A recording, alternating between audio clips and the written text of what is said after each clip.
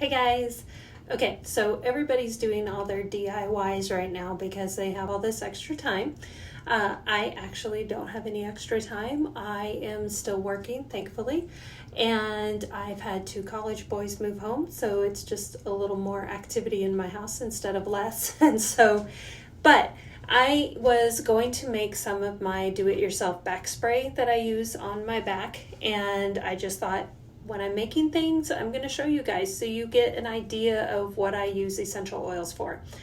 So for this back spray, what I've done is I just have a glass spray bottle. It can be amber, it can be blue. You don't want direct sunlight on your essential oils, so that's why we do these colored bottles when we're doing anything like this.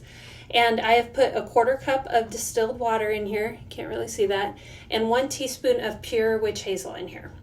And the witch hazel just helps the oils and water incorporate together because, as you learned in science class, oils and water don't mix.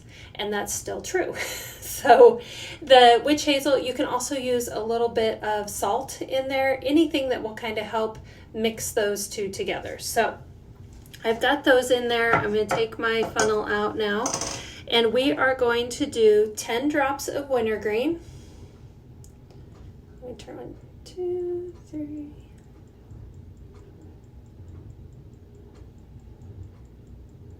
Okay, and wintergreen, you'll see when it comes, it has a child-proof cap on it. That is because wintergreen has many of the same properties as aspirin, or one of its properties are very similar to aspirin.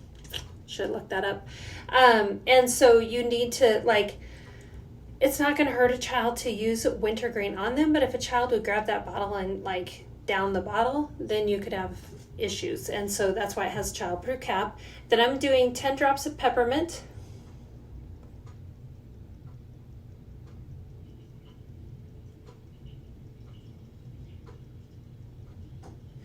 If you have ever read the labels on any of your creams or oils or the gels and things that you put on your back, you would understand why I'm using wintergreen and peppermint.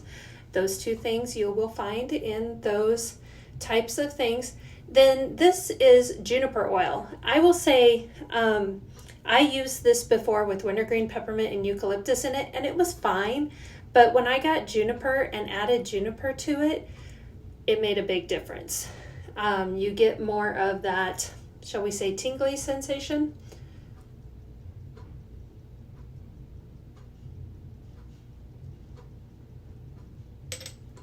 Okay, and 10 drops of all of these is what I'm doing. So the last one I'm doing is eucalyptus radiata, and I'm doing another 10 drops of that.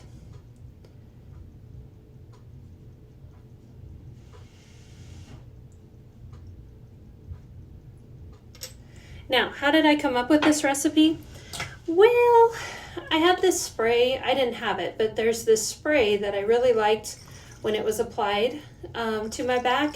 And I looked it up on the internet to see what was in it. And once I read what was in it, I was like, I could do that. So that's what I did.